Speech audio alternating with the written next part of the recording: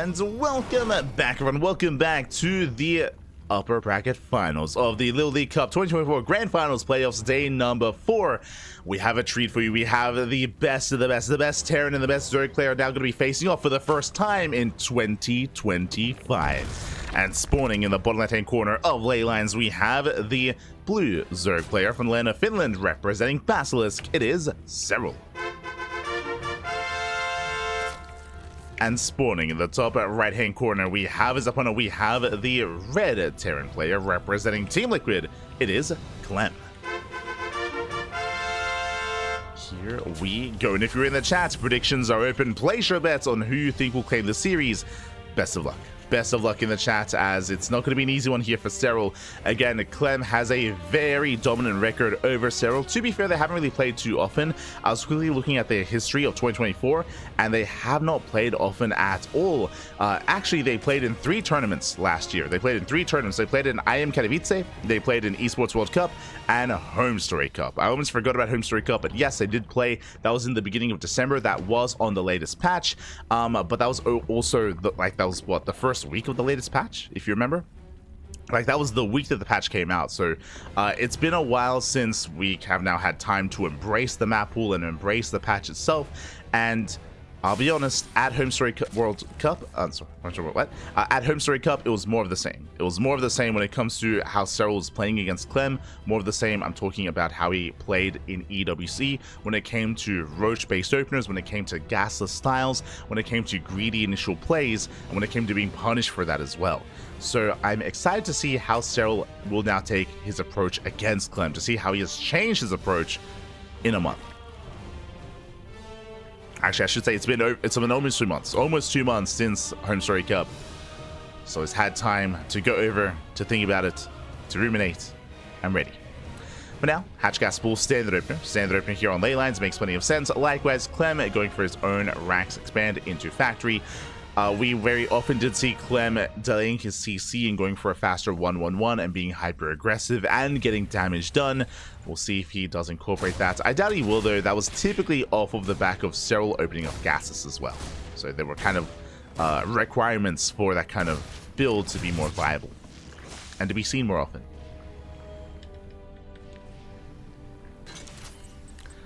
Serral is going to take his third. Behind this, Clem going for his third CC. Again, third CC for Starport. Standard economic opener here out of Clem.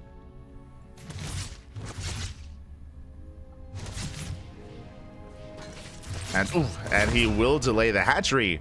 Doesn't delay for too long, but by a couple of seconds, so not a bad start here for Clem. Does delay the expansion. And from here, we can settle in. And again, what I want to see is more link ban aggression out of Serral. In general, if you recall what I was mentioning earlier here, is that we did see Raynor give Clem a much harder time in their series, in their matches. We saw Raynor time and time again take maps and even take series off of Clem. Again, just winding it back to WTL, to Star Zagora, to EWC. Just some really amazing, really fun series between Clem and Raynor. But again, Raynor just taking a very different approach to Serral. We'll see. See if Serral, if he's willing to be a little bit Italiano for us, papi. Let's go. Get that Raynor in him. But now, interesting. So it's going to be a third CC before Starport, not into Banshee, but into Liberator. So it's going to be a Hellion Liberator initially here for Clem. No big investment into Banshee tech. This tells us that Clem believes that we're not going to be seeing any roaches here. I also mentioned before that Serral, especially in the past couple of months, has been very roach heavy in this matchup. In general, roaches are just a really safe way to play, really safe way to approach ZVT, but also a slower way to approach ZVT. This tells us that Clem doesn't believe that Serral is going to play roaches, and as we can see so far, I mean, there's no roach one yet.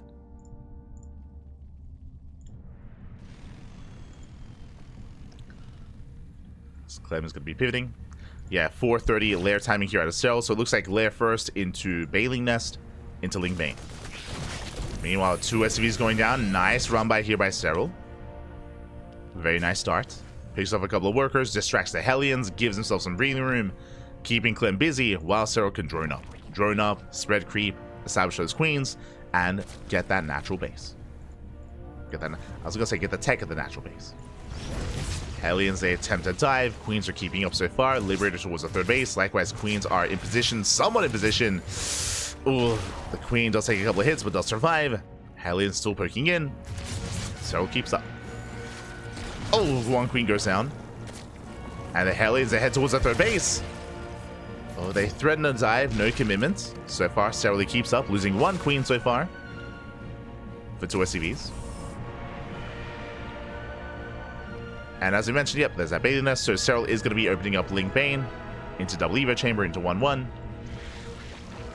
Now, because of all this aggression from Clem, this Bailey Nest is actually late. It's a later Bailey Nest here, which means Bailing's speed is going to be delayed by a couple of seconds. I'm bringing that up. I don't know if that's going to actually impact this game. Hopefully it doesn't, but it's something to bear in mind. Is that the aggression of Clem was distracting Serral.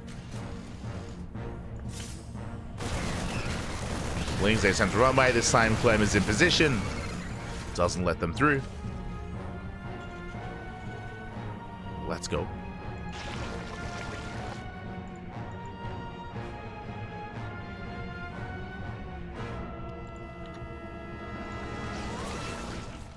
So again, Clem looking for a way in. As we settle into this, I did not quite notice, but apparently, Shadow, we got a new patron. We did get a new patron, so thank you so much. Thank you for joining our Patreon. We do appreciate it. We're one step closer to our goal. Thank you. I'll give a proper shout out after this game or after the series. We'll get there. Do appreciate it. As Clem is going to be pushing, he is taking gases here at his third, so this is not a three-way soul win, but it is a very strong timing here, hitting actually a couple of seconds earlier than normal, as the medevacs are going to be lifted up. Sorry, I should say the tanks going to be lifted up by the medevacs, and the tanks, they will siege up to deny the fourth base. And we'll see if Clem can shut this down. Bailey, I mean, we mentioned it earlier, Bailey's speed, it was delayed. And Bailey's speed is not ready. One, almost 2 Queens going down. Bailey's, they try to crash in. Clem, this timing is brutal. He denies the fourth base. Massive pickup. Denies the fifth base even. As Serral did take the northern fourth. True. My apologies. That was the fifth. But yeah, that earlier aggression has allowed Clem to deny the fifth. Not bad.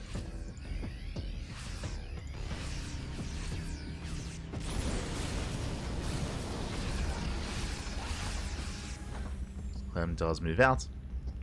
I mean, he's dealt his damage. Clem should be getting out of here. If he sticks around too long, he might get surrounded. And there we go. He will unsiege. He will back off. So very successful attack here from Clem. From here, he's rotating. Reinforcements are on the way. And Serral is on the back foot. Now, thankfully, he's on a secure income, but he does need more bases. He needs more larva. Ooh, brutal supply block. Oh, Overlord goes down. Serral making 8 Overlords at a time.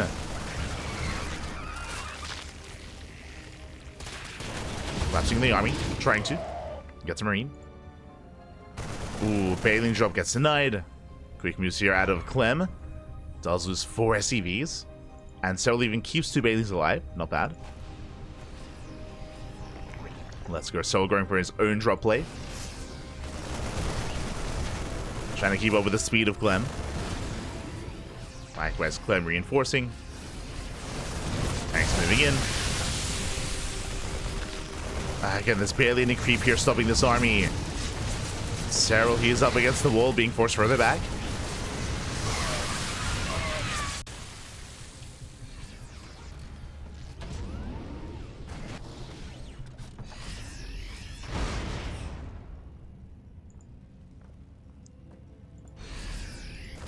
As once again, Bailing drop in towards the mineral line is going to be shut down.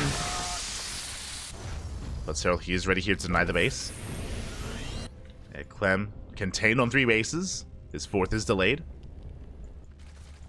So far, so good. Both armies are maxing out, and Clem, he was unable to push up this ramp, unable to break through, forced to back off. Whew, okay, we've made it out of the woods. Kind of. From here, Serral, he's taking up. Infestation Bit's now on the way into 2-2, into Hive Tech, into Vipers. Most likely Link Bane Ultra, as I'm assuming there's no hydrogen yet. So I'm assuming Link Bane Ultra. But Clem, he wants to knock down that 5th. Oh, Serral out of position. But does try to catch at the army. Doesn't quite get the connections he's hoping for, but does go for a massive counterattack. Trying to knock down that front door. Tank goes down. Clem out of position. Clem, he can take down this hatchery, but that's all he's going to get. Just a hatchery. Meanwhile, Serral, he wants the mineral lines. SCV's going down. We have Lynx here at the 4th base. Lynx here at the natural. Bailings, they bust into the main. And everything's flashing red. Everything's on fire. And Clem, he's all in. He's all in at this point. Trying to dive forward. Takes a Bailings to the face. Now Serral, he can give up this expansion. He wouldn't want to, but he can give it up. He doesn't have to fight here. He's committing though. Does dive in. Ooh, mine shot going up. And the buyer's going down. The tanks are going down. Serral, he shuts down the army, and Serral, he will overwhelm. The economy is non-existent. The base, the army crumbles. There's a handful of SCVs left. Whew. Again, it was a risky maneuver for Serral to go for the massive counterattack that he went for. He gave up on his base. He gave up on the 5th, but it was worth it. It was worth it in the end. It was Clem who was out of position. Clem who wasn't able to keep up with the army. And Serral just has to play it safe. Just calm things. Oh no! The jump alert. But Serral just has to calm down. Oh no! Oh my god. They're bird Bailings. There was potential. Just has to play it safe. Settle down. Rebuild more Ling Bane and just defend. That's all we need to do.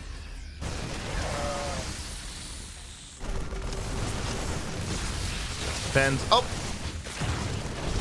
Decent split. Decent spread. Widowmine does survive though. We're gonna get another shot off. Clem moving in. Army supplies are comparable. Now the soup is lying a little bit here in those supplies are comparable. A lot of that supply is in medevacs for Clem. And GG gets called. Yeah, he's run out of steam. Serral, he will take game number 1. Whew. GG. And this is what I wanted to see. I did want to see Ling Bane openers and Ling Bane play at a Serral, not roaches. I did see someone saying earlier, and I think this is like a sentiment that is kind of spread from people that didn't watch EWC, is saying that like, oh, like Serral's slower. That is not necessarily true. When it comes to those matches that happen at EWC, like we were talking about it at the time because we were co-streaming at the time. Serral, he was playing slower. He had a slower army and a slower style against Clem, but that's also because of his builds. Like his builds were, as we kind of were trying to emphasize, very roach based, very roach heavy builds and very roach heavy compositions. Because of that, that's one of the reasons why Serral had a bit of a harder time keeping up with Clem. We didn't see that here, not this time. I'm here for it. Get rid of the roaches. Get rid of the roach openers. If you recall, at the time, Serral, he was saying that it was just a really safe way to open up in ZVT and a really safe way to play. The downside is, of course, immobility, right? That's the downside. And it was good enough to take down every other Terran player in the world except for Clem. So when going up against Clem, clearly something like a roach opener that's meant to keep you safe doesn't keep you safe. So why go for it, right? Like why go for it if it's going to be your downfall anyway? So I appreciate that Serral is mixing it up here, at least in game 1, but now we're getting into game 2, and we'll see how we do shake things up here as we're going to be loading into Frostline. Let's go. Let us go.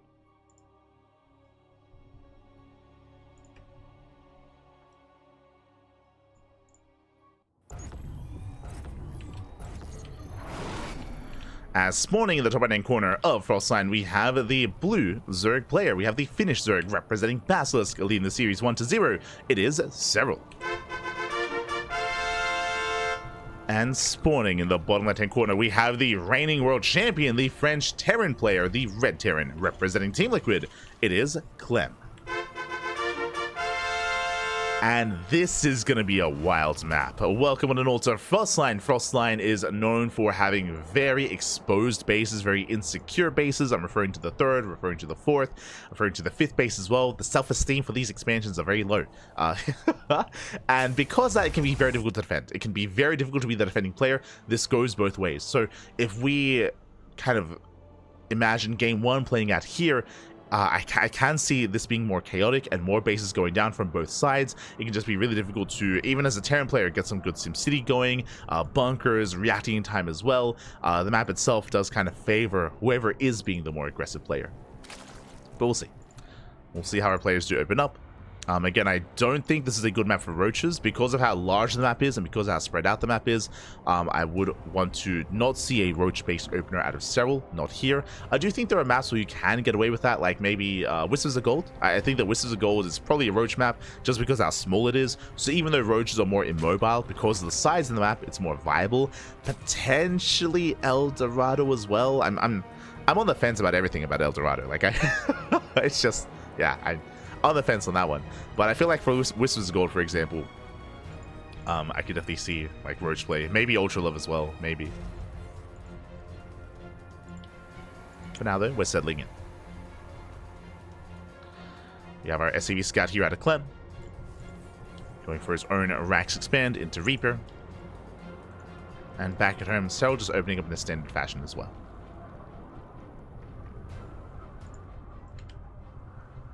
Here we go. Really, this is where Serral goes like Muta or something crazy. I would love to see Serral go Mutas at some point in this series, but likewise, I think it's really map dependent. I can see Mutas working really well on Neon Violet Square if it didn't get vetoed, or Abyssal Reef as well. Likewise, if it didn't get vetoed. As the maps that I'm mentioning are also often vetoed maps as well.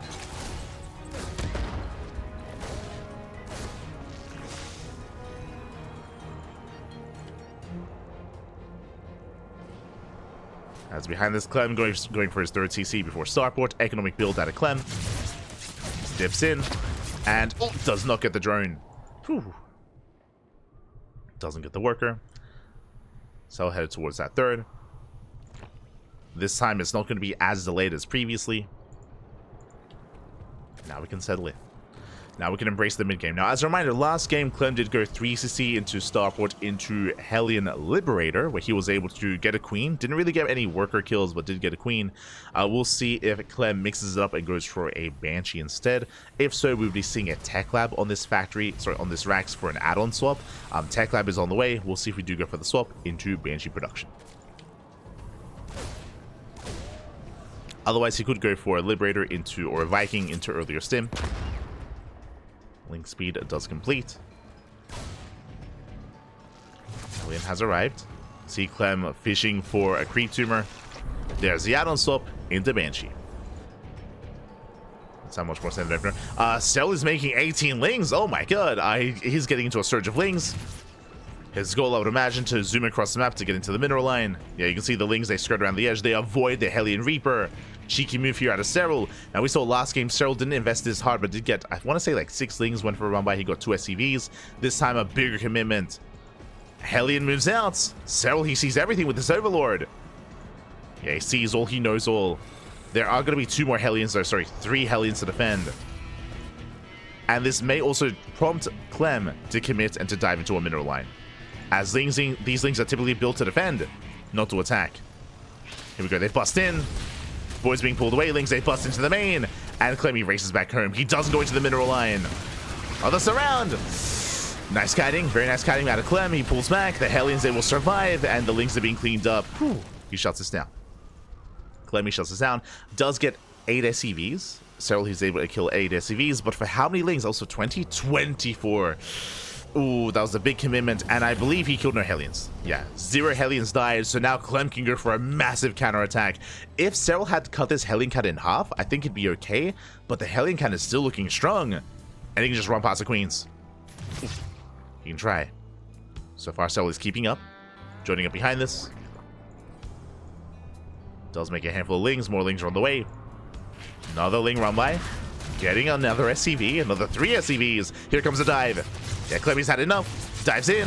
Lings, they will stop him. And Serral's gonna shut this down. Yeah, nice catch. Clemmy gets baited in, losing everything. The Hellions, the Reapers, everything falls. Likewise, Banshee went down here on the right-hand side. And now Serral, he gains map control. Oh, this is a rough position for Clem. He lost everything for a handful of workers. He lost 6 SCVs in the process. What is there for him to defend? There's 3 Marines, the Vanilla Marines as well. Not enough lings. I mean, technically, Serral could try to dive in, but not enough lings to really threaten. We'll see. Gets a depot. That's a kill. That's a kill, not a cancel. Behind this, Serral just droning. Droning, saturating. My apologies. I assumed the first Banshee had died, but the first Banshee did survive. Oh no! I spoke too soon. Okay. Does get away. Clem pulls back.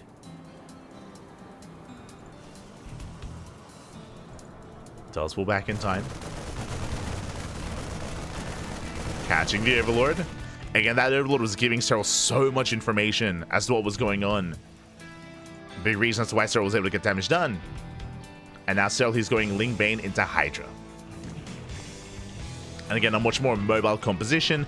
As a reminder, last game, Serral, he went purely Ling Bane. This time is going for a bit of a more gas-intensive composition. A little bit more straight up as well when it comes to these head-on engagements. And I feel like Serral, he has slowed Clem down enough to get away with this. To start getting a fourth base, droning up, teching as well, spreading creep. The pressure is heavily on Clem here to be active. And thankfully he is. He is being active. He moves out with his double drop.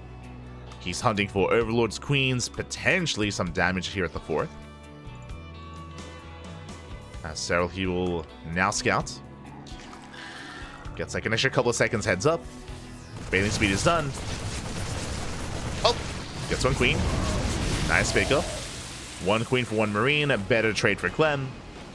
Behind this, Serral getting to 1-1 upgrades. Again, to prioritize bailing speed. Hydra speed now on the way.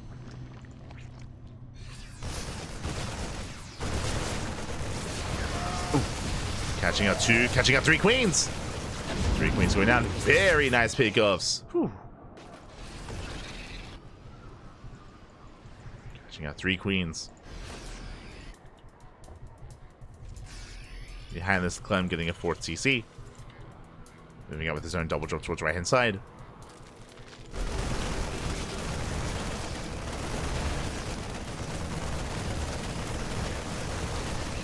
And he does go up a lot of creep. A lot of creep goes down.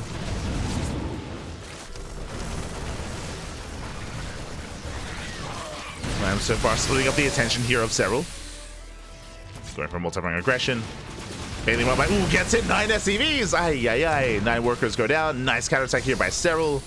Again, every time Clem comes in, Serral, he's either got a bailing run by or bailing drops in the last game as well. He's always there to punish in some way. But Serral, he overreacts. He does leave the space exposed. Ooh, Serral out of position. Completely out of position. The base, it may just go down. Yeah, big misstep there from Serral. Can he save it? Okay, he will. Does save the expansion. Drop is still in position. This time, Serral, he will leave his army.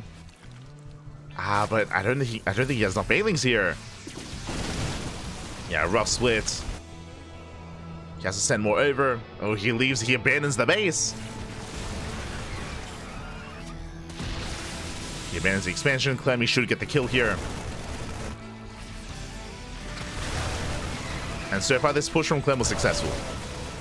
As always, does lose everything. Oh no, the Marines! The Marines, they get behind. Oh my god. He has to get out of here. Kills the expansion, as we did mention. Clem fighting back. Ooh. Losing a medevac. Thankfully, the empty medevac. Could have been worse. I'm keeping up the pressure.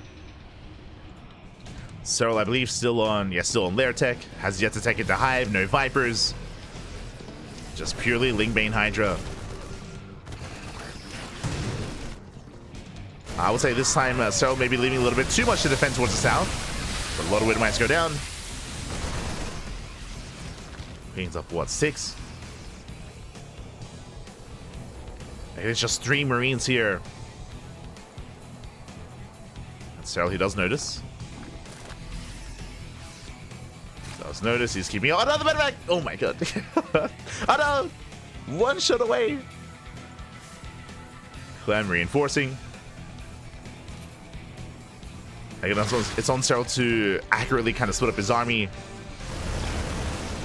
Get rid of what's coming his way. Takes out the Widowmine, chasing down the army, at the same time collapsing on the force. Yeah, Serral is shutting Clem down. And now it's time to counterattack. GG gets called. We're down 50 supply. Serral takes a 2-0 lead. Whew. Let's go. GG, well played. I'm telling you, Papi, Serral, he got some Reina coaching. Like, both in game 1 and game 2, Serral has been so much more active. Or is there with throw buys, with counterattacks? There was some good moments for Clem, true. There were some very good moments, especially when it came to sniping the hatchery towards the south. But again, still was overwhelmed. And with that, we're getting into our next game. And I'm hoping it's not a 3-0. Like, whether it was a 3-0 one way or the other, that's not what we won here. We won it back and forth, won a game 4, game 5, won an ace match, but the pressure is on. The pressure is on Clem. We'll see if he can bounce back. We'll see if he can recover and make a series out of this. I want to believe he can. I want to believe he can. Clem playing too much toss. True. Kappa. That's why Clem is... what, undefeated in this tournament so far, made it to the upper bracket finals. True. Copium. Really what you're saying is not enough Protoss. Clem, he should just make the full switch. He should just make the full switch to Protoss. True. Kappa.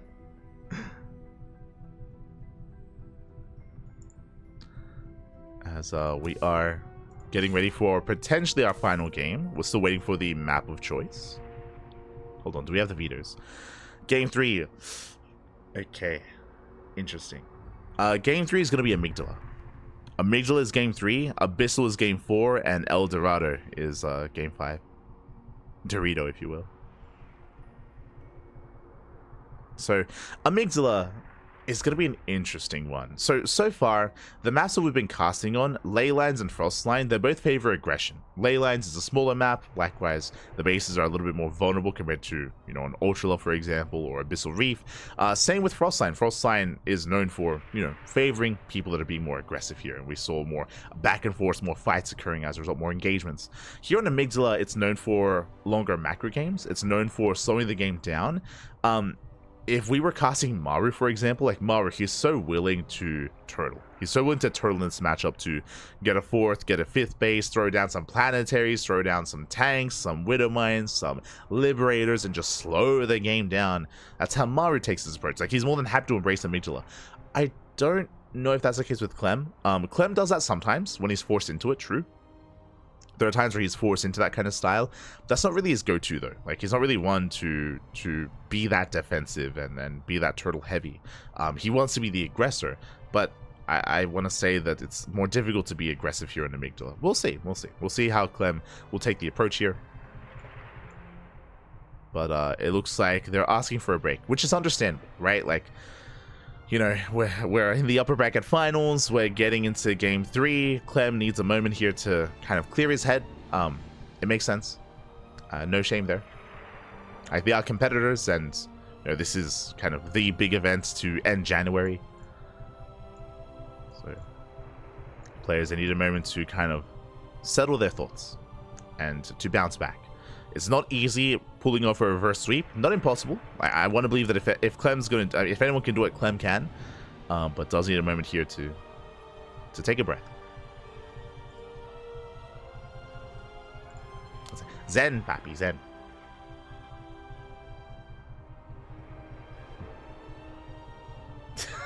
No shame. Except on Clem for playing toss. Oh no.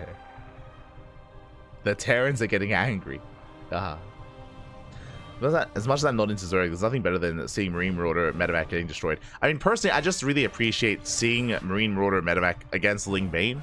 I know that a lot of people probably share this sentiment, especially over the past maybe year, maybe 2 years. Like, the Roach opener and the Roach meta was so prevalent. In ZBT, you know, Serral, for example, would open up Roach every single game. And it did kind of take away some of what we'll, take away... Oh, no. Clem! No! I was gonna say, it took away some of the excitement of ZBT, right? We all love, like, Bio versus Ling Bane. That's what we're here for. Clem... stay with us. So Clem, he just sent us a message. I was talking about how Clem was taking a moment to take a breath and to calm things down. Apparently Clem stepped away because he thought he just lost 3-0. Oh no. Clem, it's okay. You can do this. Come back to us, baby. Come back. We have it, but he thought he just got 3-0'd. Oh no. Okay. Okay, we're good to go. We're good to go. Oh no. He's like, I thought the series was over. Okay, we're back. We're back. We got him. We got him. Whew. Okay. Getting into game 3.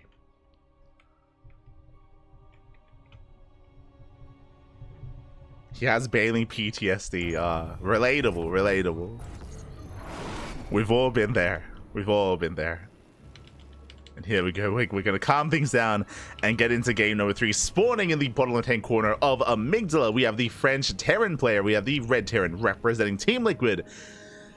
He's up against the wall, but he does have a chance here to bring it back and to fight back and to force a game forward, to even force the ace match. It is Clem. And spawning in the top right-hand corner, we have his opponent. We have the Finnish Zerg player, the blue Zerg representing Basilisk. It is Serral. One more game is all that Serral needs here to take the series and advance on to the grand finals. We'll see if he can. As we calm things down and welcome everyone, welcome one and all to Amygdala. As I was saying previously, Amygdala is one of the larger maps in the map pool. Likewise, there really aren't many attack paths. This is one of the big reasons why we see a lot of late game or longer games on Amygdala. If you recall in the previous series, this is also why Raynor was as greedy as he was. If you remember, Raynor versus Max on this map, Raynor, he went up to 5 bases, droned up to 86, teched up into Hive and into Lurkers, and then died because Max pushed in. But like the reason why Raynor felt so safe doing so, part of it is because of the map as well, right? The map, it's large, the map has long rush distances, like it's known for macro, and you know, Raynor just assumed that we were heading into the late game before being shot down.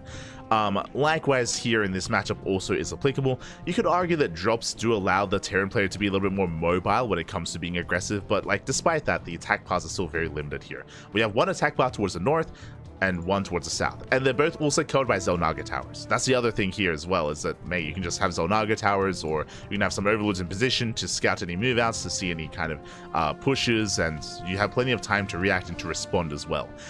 The map does open up once you knock down the rocks, true. Once the rocks get knocked down, then sure, you can maneuver, you can rotate, you can be more aggressive, you can bounce back and forth, but before that, it can be difficult to really break a defending player. Can be difficult. But we'll see. We shall see. This is also where I would say and voice my concerns about Serral opening up Roach and going back to what he does, or he did best for the past couple of years. We have been avoiding Roach play so far in this series, and I hope that trend continues, but I can kind of see it working here. We'll see. At least this time, hatch gas full, so no gases opener. No gases opener out of Serral. I would say that gases openers are more viable on, I mean, I already mentioned those maps, on Abyssal Reef and Neon Violet Square. Those two maps specifically, we've seen a lot of gases play, and that's what we can see a return of that build from Serral on those maps. But not here, not on Amygdala. Not on Amygdala. As Serral, he will take the linear third base. Ooh, meanwhile, that's a second Rax. Hello. 3cc, yes, but 3cc into a 2-1-1. For the first time this series, Clem is going for a stim timing. Okay, you have my attention.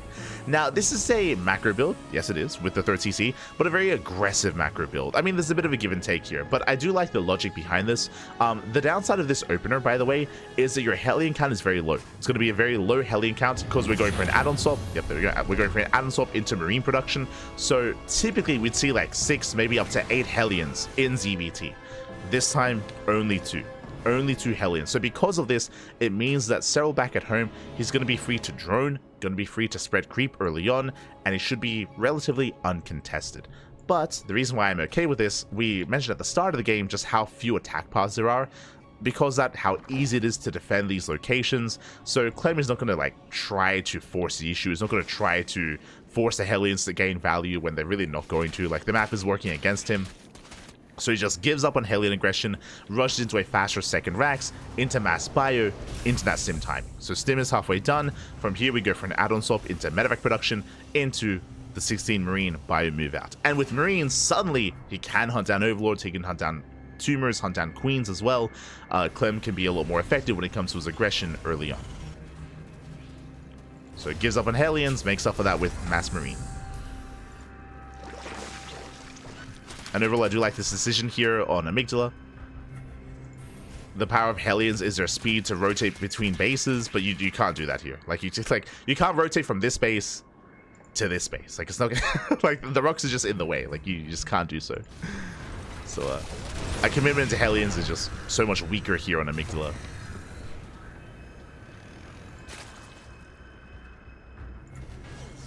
As here comes the buyer, here come the medevacs. Clem does move out with just under 2 full medevacs of Marines. 1-1 is on the way, 3rd Rax behind this. I would say actually I can see an 8 Rax working here. True, that could be an option in a couple of minutes. We'll keep an eye on Clem. See how he follows this up.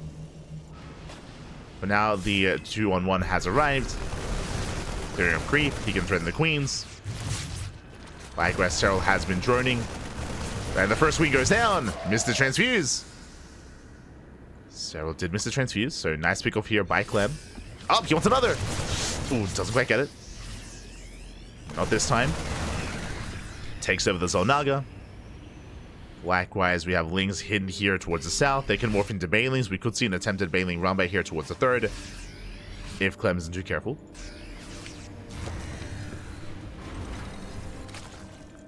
Speaking of Lings, they're being selected.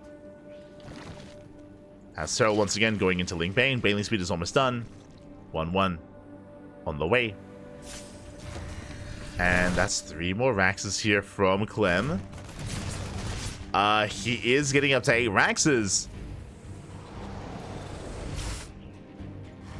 Yeah, he is building up. This looks like an 8 Rax. Yeah, he's going for 3 base all in. 3 base all in. What is this? No gases. There's no gases at the 3rd base, which means no 4th CC, no 2nd factory, no further tech. Clem is going to be 8 Raxing. Now going for a split push. Serral, he gets up to 72 workers, just under 4 base saturation. Clem moving in. Catch some of those Lings. Pushes towards the expansion. Serral coming in for the surround. Takes out the tank. Forces the lift as well. And with that, Serral, he holds. Meanwhile, towards the south, the Queens are exposed. Where's the Ling Bane? And not enough in position. Clem is pushing through, breaks through the Queens. That's what, 3 Queens, 4 Queens going down to 2, down to 1 Queen left. And very efficient trades here by Clem, dropping into the main at the same time. Oh my god, Banelings, no, they run by it. The Banelings get in. And again, while Serral was defending, he pops off. 18 SCVs go down. At the same time, the drop in the main base is going uncontested. It's getting out of hand. It's getting out of control. 11 drone kills, 12 drone kills. He's not done. Going for the spawning pool. Serral's in trouble. Spawning pool, it's going to go down. Massive pickup. No more Link production. No more Queen production either. No nothing. Just drones. As there's no Hydrogen. Meanwhile, more drones going down. And it looks like Clemmy's done it. He has done it. He has broken through. And remember, Clemmy's going for 3 base all in. He's all in behind this anyway. He has a massive army. And Serral cannot make anything. He can only drone. Oh, the Serral. Oh my god. Does collapse in. Doesn't get the surround he was hoping for. Decent engagement. Not good enough. As Clem, he should be able to just keep pushing. The spawning pool is still not done. It's still not ready. Oh my god. So can maybe the best engagements he can hope for. Had some decent engagements here. There we go. 38 Lings on the way. He has to just buy more time.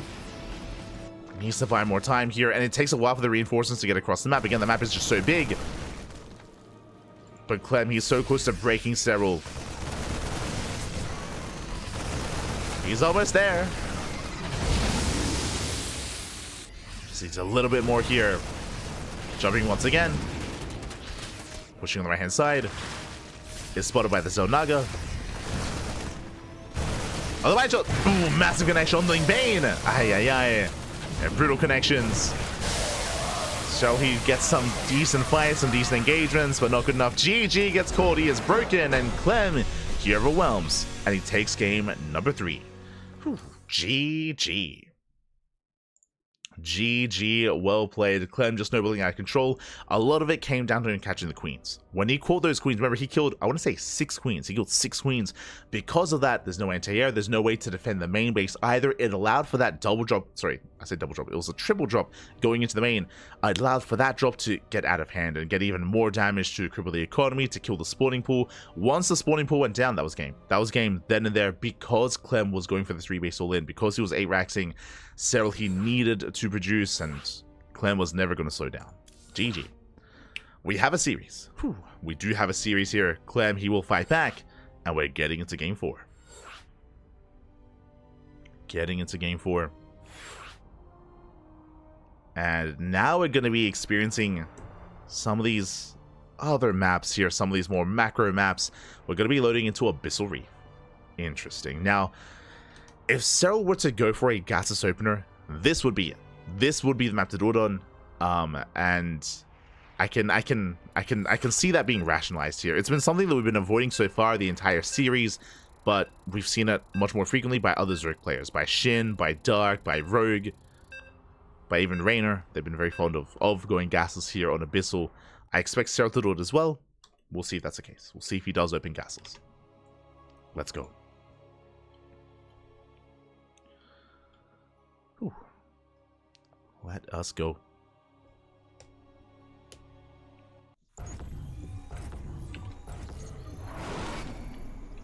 As spawning in the bottom right-hand corner of Abyssal Reef, we have the French Terran player, the Red Terran, representing Team Liquid.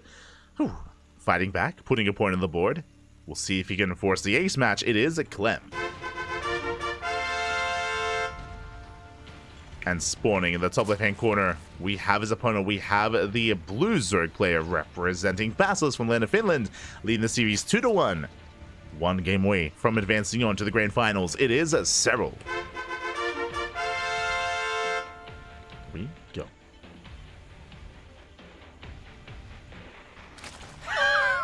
I just saw in the chat when you said, "Oh no, I thought Clem was switching to toss game 3." Calm down, Kalasi. Calm down. Oh my god, you're so doomer. You're like, I've lost my Terran. He's lost to us now. It's over. Aye. No. It's all good. It's all good. He's not that crazy. He's not that crazy. Oh. For now, standard opener. And welcome one and all to Abyssal Reef. Now, the reason why... Oh. Standard opener. Okay, I was going to say, the reason why we often see gasless openers here on Abyssal Reef is because of how defendable the natural base is. What I mean by that, there's a ramp, not just a ramp with a very narrow choke point coming in towards the natural base. Because of that, you can just place one queen. Place one queen here and Hellions cannot actually break through. You can knock the queen out of position with the Reaper, sure, but in general, it is very difficult to be aggressive with Hellion Reaper early on, and you can defend with purely queen. You can defend with purely queen here on Abyssal Reef. Despite that, hatch gas pool. Standard opener out of Serral, so he is not going gasless. He's playing standard instead, which means we should be seeing once again Ling Bane play out of Serral, which I'm excited for. Let's go. Which I'm going to be excited for. Meanwhile, Clemmy scouts, he confirms, making sure that everything's on the up and up. Is in position here at the 3rd base. So he does pull away. Reaper dipping in. Now, what I will say, Abyssal Reef is a larger map than Amygdala, so I don't see Clem going for an 8-rax. Last game, Clem, he went for a 3-base all-in. I don't expect that working here on Abyssal. I feel like the map works against you even more. Abyssal is even more defendable than Amygdala, so I would imagine that Clem's going to take a different approach.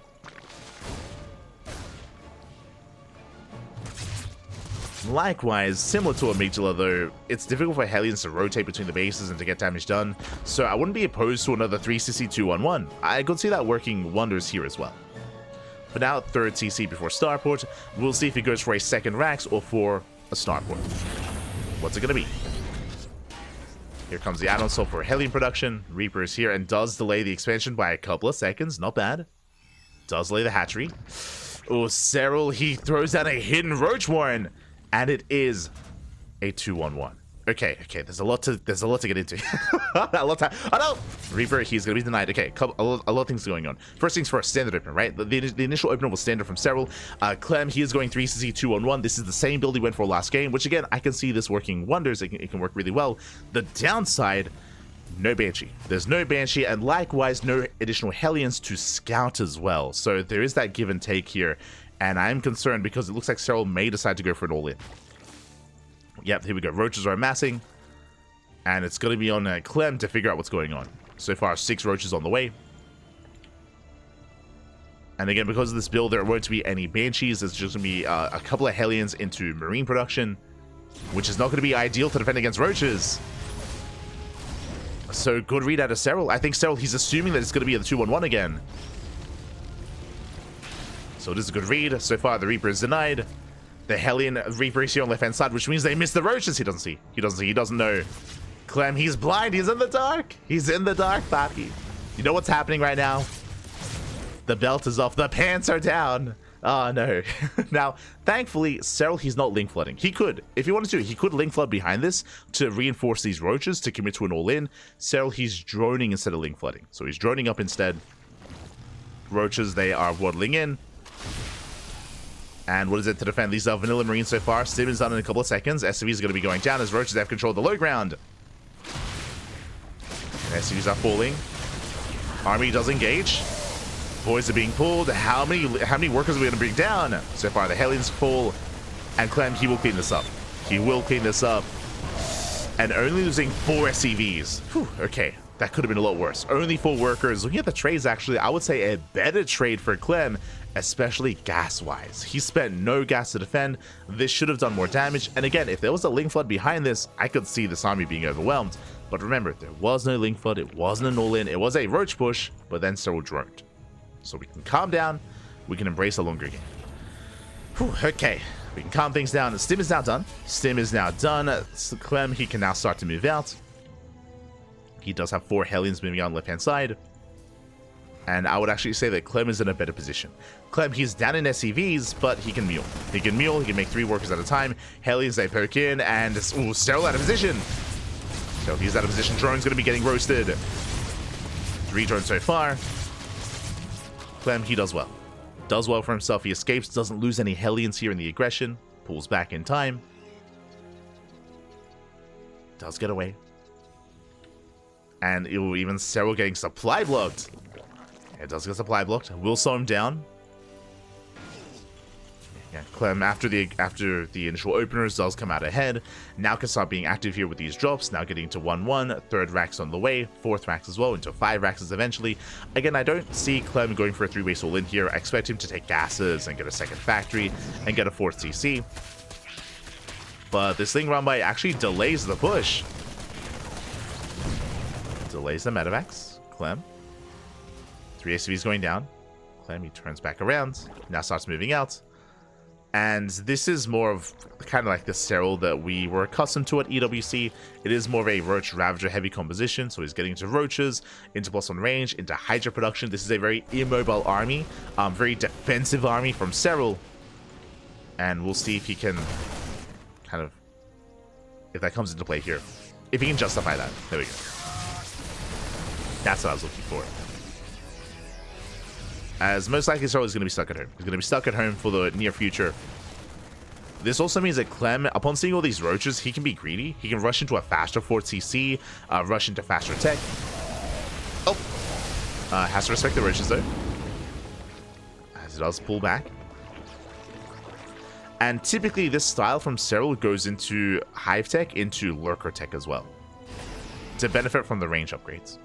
If we get into +2 range. True. If he goes into melee upgrades, then instead of going into lurkers, he can go into, like, ultras, for example. But because of the Hydra Tech, I think we all assume that this is going to lead into lurkers. Into, like, Nidus Lurker.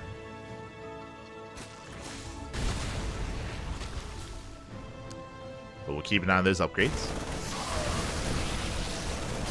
As Marines, they pick up a couple of roaches. Again, they're keeping Serral busy. 1-1's finishing up. Tanks, they get behind the mineral line. They're within range of the mineral line as well. Drones are going down.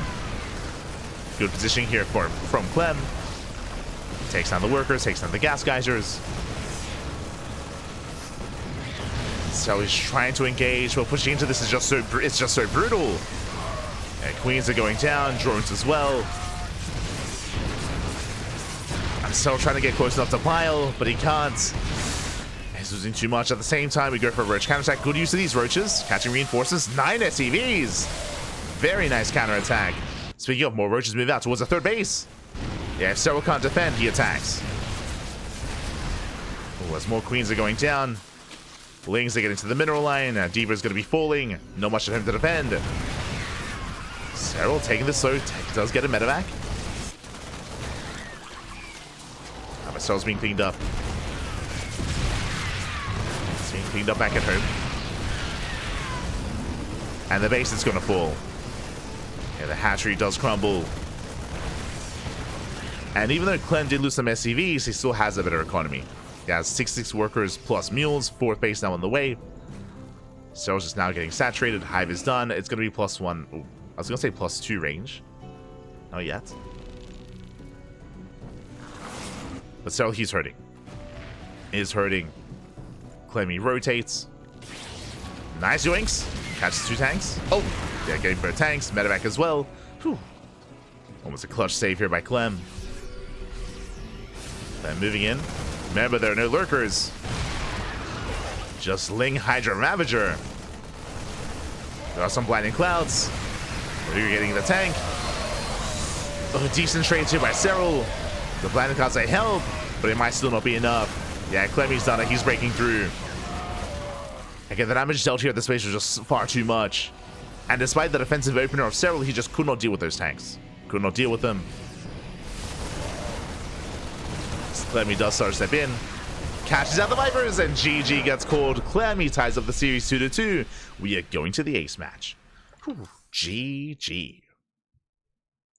GG, well played. And again, I feel like this is another example as to why I feel like Serral has stopped playing Roach in most of these games. Obviously that changed here, but you can see like it's meant to be a safe opener. Like opening up Roach is meant to be a little bit more lava. It's not as lava efficient, of course, or it is more lava efficient but not as cost efficient supply wise. Roaches are less mobile, but they're a little bit more tanky. They give you some biles, of course, but especially that positioning behind the mineral line was brutal, and we saw that the Roach Ravager could do nothing to deal with those tanks, could not get close enough. And with that, Serral, he was punished for it. The base went down. Even though we saw a counterattack, which I would say is a good thing, like it was a really nice counterattack out of Serral, it was doing some damage across the map, but not enough. Not enough damage in the end. With that, Clem overwhelmed. Clem, he was able to break Serral before Lurker Tech. Remember, Serral, he rushed into Hive. He was working towards 2-2, but the attack occurred just before he could start to tech up and actually make use of that Hive. Got a couple of Vipers, but not good enough. With that, GG. GG, well played. We're getting into the ace match here. We're getting into game 5, and we'll see how our players do open up this time here. We're going to be loading into El Dorado, and I don't know what to expect in El Dorado. El Dorado is just a really unique map. It can play out a lot of different ways. Short rush distance by air does allow for Spire and Muta play. True, does allow for that in some cases. We've seen a lot of players go Swarmhurst Nidus on this map just because of the terrain. Depending on how the terrain expands, if they leave one side vulnerable, then Nidus Swarmhurst can actually do really well. Likewise, we've seen a lot of Terran players go into the gold bases and just A-Racks. Just take the gold, A-Racks. Just end the game. Like, we've seen that as well. So, yeah, curious. I'm curious as to how our players expand and what builds they go for. Let's go. As we're settling into El Dorado.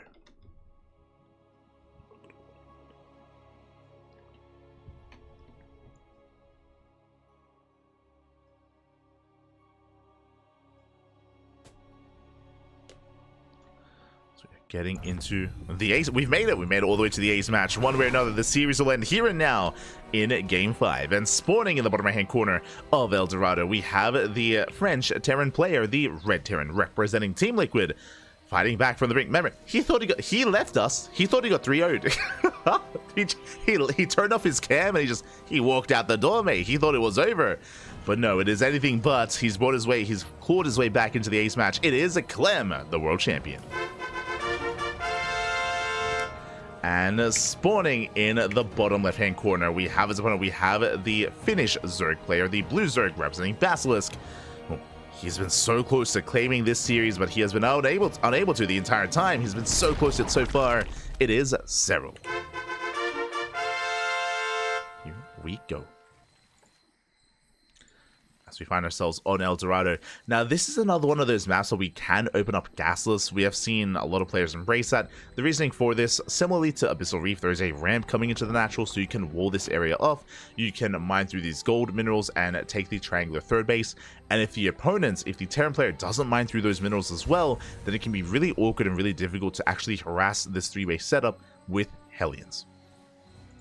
So we've seen a lot of gasless play here, but we have seen so far this series, Serral, he has never opened up gas. He has not opened up gasless until now. Hello. Well then, I mean, I was only bringing it up to have something to talk about. I wasn't actually thinking that Serral would actually play gasless because he didn't do it on Abyssal, but he's doing it here. Okay, so good thing we brought it up.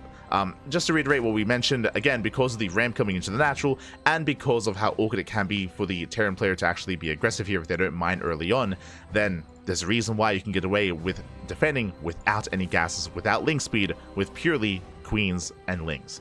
Which is why I thought we would see this on Abyssal Reef. We didn't. We didn't see this on Abyssal, but we're seeing it here on El Dorado. Now, he confirms. There we go. Big scout from Clem. Clem, he checks. He sees the mining minerals, which means he can now start working towards his own as well. He can start accessing this southern half of the map to be more aggressive with those Hellions. Ooh, as Serral, he takes the linear. Never mind. Serral, he takes the linear base instead, but still gasless. So I'm a little bit concerned, not gonna lie. I'm curious if Clem is gonna open up 1-1-1.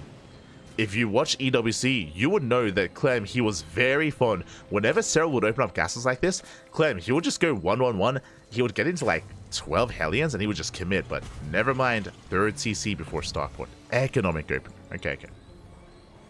Economic opener out of Clem. And does he once again go 3CC 2-1-1 or does he go 3CC 1-1-1? There's the initial add-on swap. SCV is getting ready. Ooh, and there it is, 2-1-1 once again. So like, the logic is there once again, where it's difficult to get damage done with these Hellions, just because of the defensive setup. Once again, if Roach Warren gets placed for Serral, this is looking very similar to the Abyssal Reef game. Similar. I say similar just because, if you remember, Serral, he threw down his Roach Warren. It was hidden, and he went for a Roach Rush. This time, the Roach Warren is a part of the wall. It's already been scouted. Serral, I would imagine, is not going to commit into Roach aggression, but it's going to be on Serral to minimize losses here and to keep up with the movement of the initial Reaper, the initial Hellion. But we'll see if he can keep up with the drop play, with the Marine counterattack here from Clem.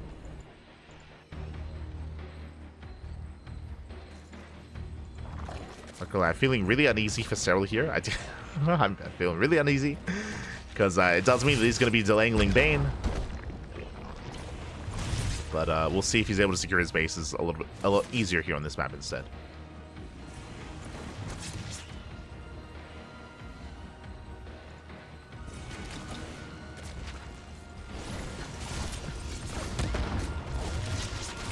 As Hellions at night, Roaches are revealed. The initial Roaches have arrived. And behind this, Serral should just be droning. Should just be droning, getting the lair, and eventually getting a fourth base. I would imagine that Serral's going to expand here towards the top side and take the northern fourth and expand away from Clem. And this should keep the fourth base relatively safe. Again, you saw how just exposed and how brutal it was for Serral to try to keep and maintain that center fourth on Abyssal because of the tank positioning. That should not be the case here. Whether Serral gets the southern base or the northern one, should be far safer. Should be. As drone is on the way. Clem, he misses the drone. And now he's soon going to be online with Stim with the 2 medevacs. Now we have seen, because El Dorado is so small, we have seen ARAXs be quite successful on this map. It's a little bit early to really think too much about that, but it is going to be a viable option here for Clem. If you recall, he went for this on Amygdala. Did go for an 8-rax. And Clem, he's going for the center goal base, which would be ideal for something like an ARAX because the gases here are limited.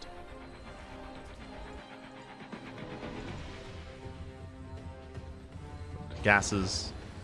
Getting up to 5 racks so far. We'll see if he throws down 3 more. Dives into the main.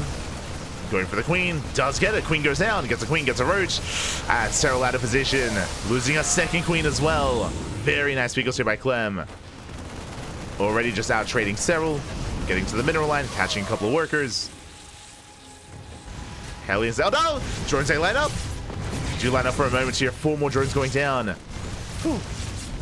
Serral defends.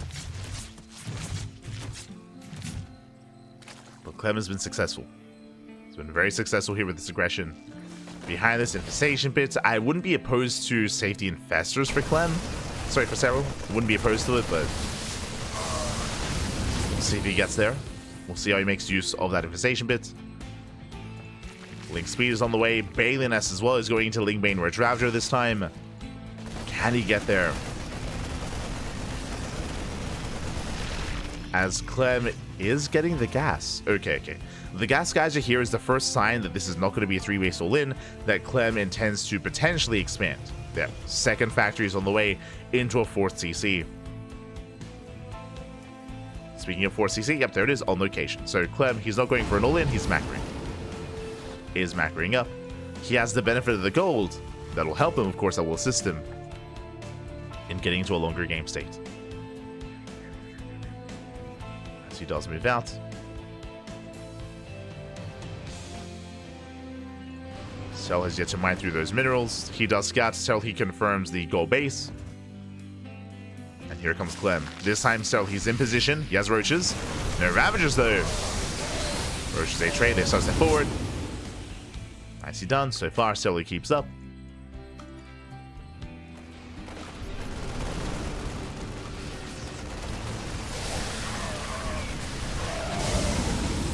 Does keep up. Clem is just dropping, just repositioning. Clearing up tumors. Boosting into the main. Serral, he's on this so far. He keeps up. And again, as a reminder, Clem, he has no intention of really breaking Serral. He's just clearing creep. Just clearing creep. Finding some nice pickoffs here and there. While he gets his 4th. And this should lead into a Ghost Academy. Into a greater tank army. It's a 2-2. But now just focusing on biotank. Here comes the first move out for Clem. So let's rotate, head towards the 5th base. Double jump into the main. So does find the army on siege. First tank goes down. Ooh, nice pickup. Tank does fall. Link Bane is in position. Serral can respond. And he will. Serral is keeping up. So far, so good. Is keeping up. Tanks are pushing forward. Creep is being denied. Serral's going to collapse, and here come the Vipers. Very nice playing. Blinding Clouds, they pop off. They shut down the tanks. Mine shots are brutal, though. Despite the Serral, he breaks through. He shuts down the army. Whew. Right, where's Clem looking for a way in? Oh, losing Bane. Nice target firing. Does focus on the Banelings. Oh, Serral having a little bit of a hard time engaging. Another Baneling goes down. Clem moving in. Does move in. Wooden Mine's going to be cleaned up. One Mine shot goes up. But despite that, Serral, he will overwhelm. Does overwhelm the army. Despite that, Joel comes in, going for the 4th base. And it's going to get a snipe. Yeah, the base goes down. Massive pickup. Again, give Clem a couple of seconds and he will snipe an expansion. Again, just having a hard time maneuvering here to keep up with those drops. And Clem, he keeps going. Both armies are maxed out. Bearing in mind that Serral, he has an inefficient army. A lot of supply here tied up in Red Ravager. Every time that will hurt him. Serral, as Clem is pushing in.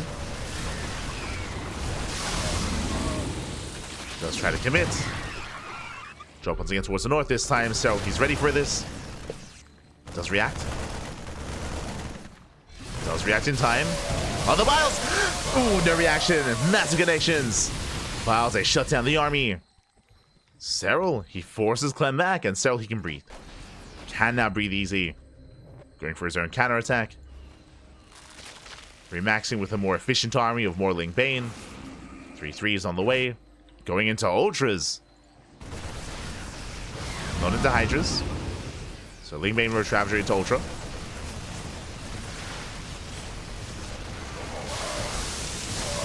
The army dives in. Decent power bomb. Nice spread here from Clem. Shuts down the Banelings. Oh, and Serral, he's in a bit of trouble. Yeah, Serral is in trouble. He has to back up. Viper goes down. Massive pickup. Not enough Ling Bane for Serral. Trying to engage. Ooh. But mine doesn't quite connect. I'm still trying to push in, but here we go. Ultra's now on the way. They take a long time to produce, though. Despite that, Ling Bane reinforcements have arrived. Ooh. Mine just going off. A lot of his medics to escape, thankfully. They get away. Serral moving in. He has momentum, pushing in towards the bases. Mirror line has to evacuate. Banelings, they connect in. Massive connections. 8 SCVs going down. But Clem holds. Clem, he holds. He reinforces just in time with those ghosts. Serral trying to maintain himself. Moving in. Show some of those power bombs. There they are. Power bombs here on the Medivacs. Nice split. Just in time. Does split away. And once again, Clem, he should hold on. Forces back the army. Widowmine's being cleaned up. And now the Ultras have arrived. Just in time for the Ghosts, though. The Ghosts are ready for the Ultras. Liberators as well. How many Ghosts are there? Just one. Never mind. Just one. Uh-oh. Just one Ghost. There's no creep. There's no creep. The Viper count was reset, so no power bombs here for those Medivacs. Infestors on the way. So very tense. As Clem does the 9 mining. Getting caught out there. The Ghost, no! The Ghost, he gets up behind. The one Ghost.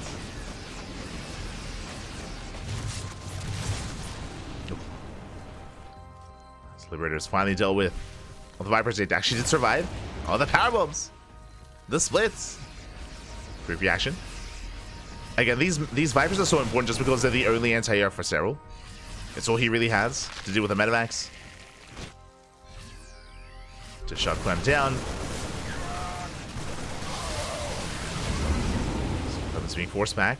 Likewise, Liberator popping off, getting 3 more drone kills. Spire early just begins. This is a late Spire for Serral. Without the Spire, I'm not too sure that this Liberator can be actually attacked. I guess can be abducted, true. Ultras, they dive in. Mind shots here on the Banelings. And the Ultras, they overextend. They cannot break through. No detection either. Widowmines are going to reset. Oh. As it looks like the Liberator was cleaned up. I guess was within range of the Spore. Yeah, let's go 1 kill. Does have the 1 kill. So he's holding. He is holding on. Diving in the army. The mine shots! Ooh. The Widowmines are brutal. The minefield. As the aggression continues. Then we hit sub left. So he does respond in time. The armies are forced back. So far, Serral still maxing out, still with less than ideal upgrades. He has +3 on the way. +3 rating has begun. Oh, the Infestors have arrived. He can fungal. Let's go. He's setting up the trap. Unfortunately, the fights are happening nowhere near them, but you know, eventually. Let's grab him here in the libs. Double jump towards the north. Serral, he's keeping up. For the most part. He's keeping up.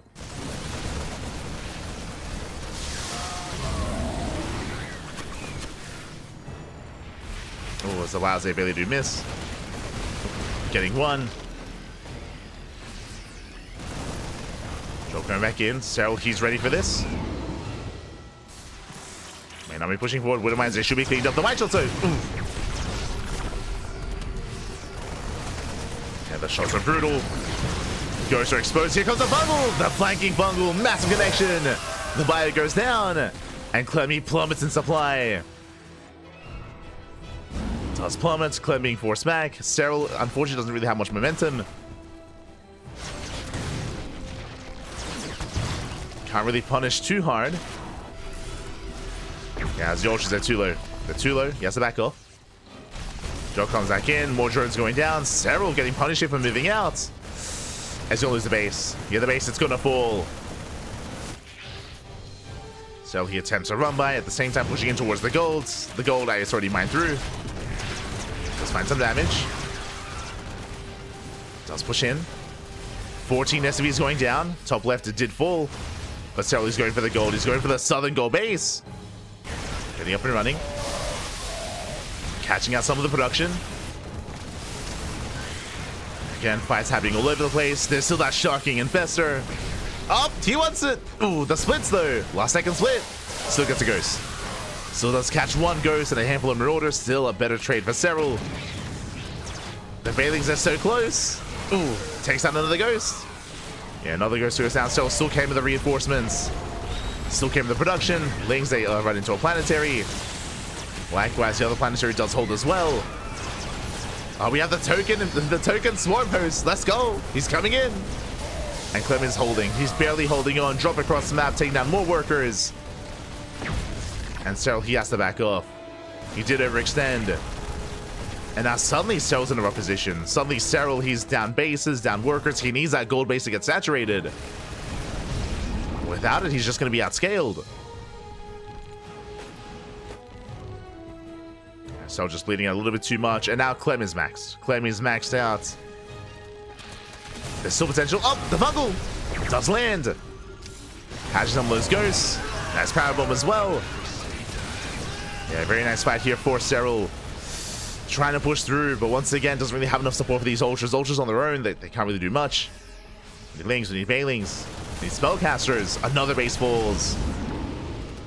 This go away. No, he doesn't get it up and running. That may just be it. That may just be game. There's no mining, there's no economy for Serral. He needed this gold base. Likewise, bleeding out ultras. Top right, planetary can hold its own. Liberator as well. Gets one of the ultras. Mass repair. The planetary is not going to go down. And Clem, he has done it. He was on the brink. He left. Like, he thought it was over. Like, Clem, he thought he got 3-0. GG gets called, and Clem, he will take the series 3-2 with the reverse sweep. Will advance on to the grand finals. GG. Whew. GG, well played. Clem, he will claim the series. He will advance on into those finals. And Serral, he's going to be knocked down to the lower bracket. GG, well played. Serral, he was I think it said Clem because Serral gets knocked down to the lower bracket. Serral, again, he had an amazing initial start to the series with game 1 and game 2. Coming into Abyssal Reef, I'm not too fond of his idea going into roaches there. We saw it wasn't quite worth it, and he was torn apart for it as well. Likewise, here on I almost said Abyssal Reef again. On El Dorado, I do think it was more successful, but there was some key moments, of course, where he overextended, where he pushed out a little bit too far. There was some very nice fungal growths that were popping off, but still had a hard time keeping up with the multi-pronged aggression of his opponent. Again, this is the big downside of roach-based play, is your army is less mobile, so the drop play of Serral was more effective. Sorry, the drop play of Clem.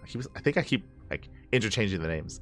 The drop play of Clem was more effective. It was much more effective, able to hit the north, the south, left, and right. Lack of anti-air was being abused here. It's the benefit of going Lingbane Hydra or Lingbane into Spire, but of course it's the downside of going Roaches into Ultras is only anti-air is Queens and Vipers, so very limited anti-air. And Clem, he's just so good at punishing that style. Which is why I feel like Serral did rely on this less this series, but still went for it towards the end of the series, and in the end Clem was having a much easier time being able to be just hyper aggressive and hyper active with all those drops, with all the medevacs. This is also why Raynor has often played Muta. Like, Muta is a good way to stop the drop play, right, to gain map control, to gain just control the map and control the skies to make sure the drop play gets shut down completely. That's what at least Rain's been really good at. And again, here, Serral, he was able to keep up as well, at least early on in the series, but less later on. A lot of it came down to, I feel like, the builds, the army composition. Despite that, Game 5, very close. Very close Game 5. Very back and forth. It was a banger. GG. GG, well played.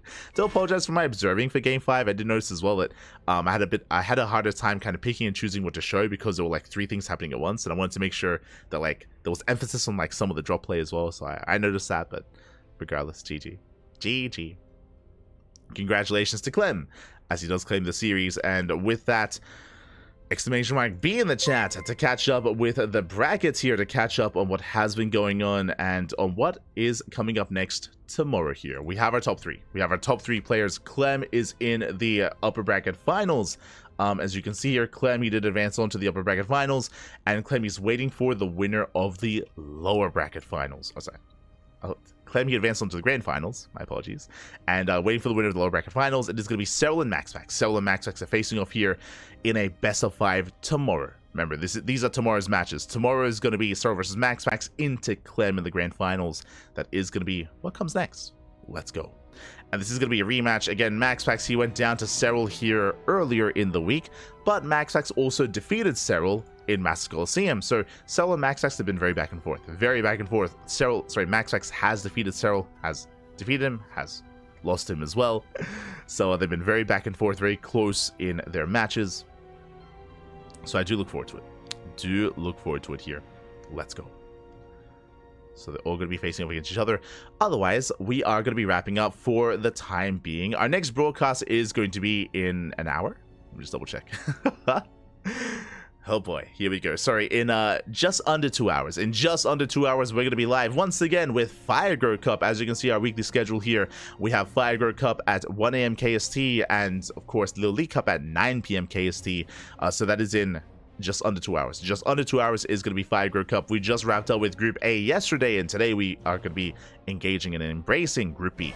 Group B is today. If you're curious, what is Fire Cup? Fire Cup is a monthly tournament for the CIS region, where players they do engage, they do embrace themselves. We find out the best player in the region. This month we do have a special guest for the first time. Skilless Nikita is taking place. He is taking part. We did feature him in Group A. He's already made it through into the playoffs.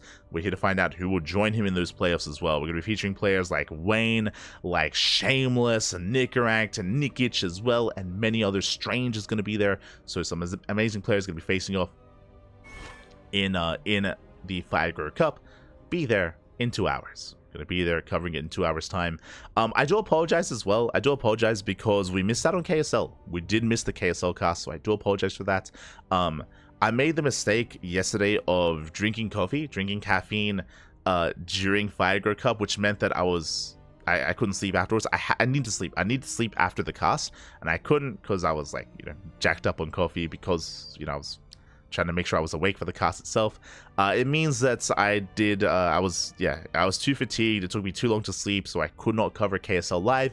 We will be covering KSL via replays. So Korean StarCraft League, in a couple of days, we're going to be covering here on the channel via replays instead. So we got you covered for the KSL. Unfortunately, not live, so I do apologize for that. It's just a really busy weekend, and it's hard with specifically these timed events as well. Like, it's just really awkward to shift from like one kind of sleep schedule to the other for the weekend. So I do apologize for that. Wasn't quite able to pull it off, but at least I was able to sleep. At least we were able to sleep some decent hours today, like 5 hours sleep. Let's go. Let us go. Coffee break, exactly.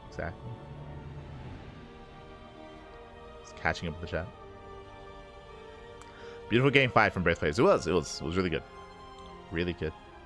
Thank you so much, Tater Tutor, for the gifted sub to Kalassi in the chat. God, thank you so much for the gifted sub, and I'm sure Kalassi will enjoy it himself, so thank you so much. Do appreciate the support.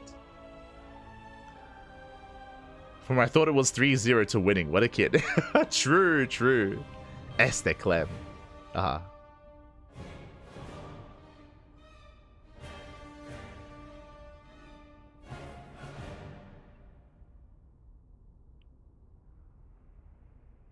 I'm convinced we need light, force light to sleep sometimes. Rest and sleep. True. I'll sleep in February. I'll say I'll sleep in February. I'll be fine, Poppy. I'll be fine. Don't worry about it. It's just a busy January. Busy January. Again, 2 casts a day every day. 2 casts a day every single day. Sometimes 3 casts a day like we had on Thursday and like we were supposed to have on Saturday. So again, I do apologize for that. But yes, we're going to be back in 2 hours time. Otherwise, thank you so much for watching. Thanks so much for tuning in. Quickly catching up, I do want to give a shout out to our new patron. We did get a new patron during the broadcast. So thank you so much, Max. Thank you so much. Max, for the patron, we do for the support on Patreon. We do appreciate it. For those that are curious, our Patreon is designed to fund our tournaments. Bam! You can see here we do host these tournaments on a regular basis. See Duckling Open, Sparkling Tuna Cup, and Masters Swan Open as well. All 3 events are regular here.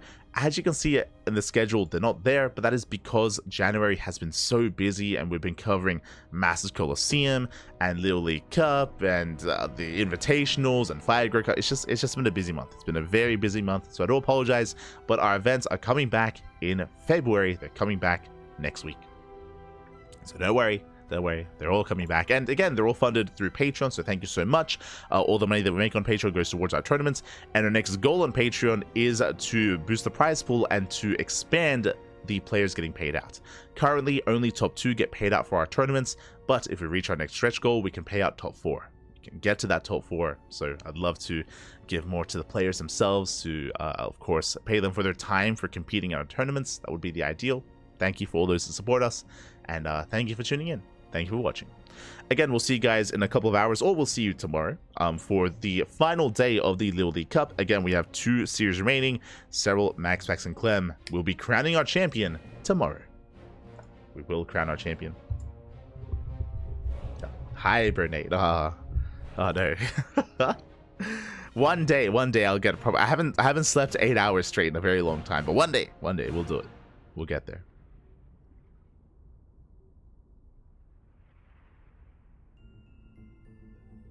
Her brain replaced Terran. Cab.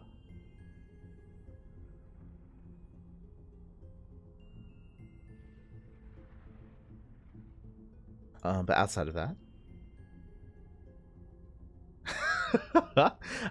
Right, I'll sleep when I'm dead, maybe. If there's enough gaps between the StarCrafts. Exactly.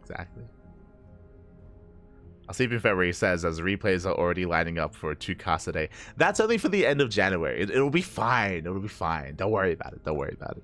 I think, actually, unironically, what I'm looking forward to in February is laddering again. Like, because our schedule has been so busy, I haven't been able to stream on my personal channel. For those that are curious, light_VIP on Twitch.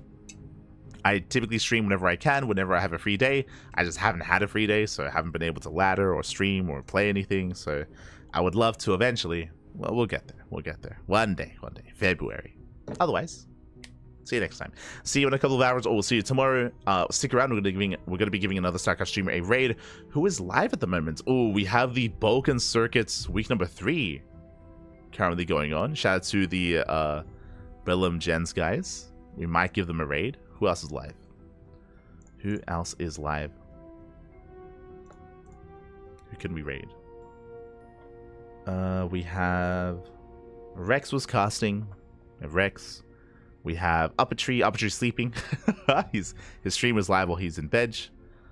We have who else? Soita. Oh, I know Soita. Soita streaming. Captain Fish is streaming. Let's go.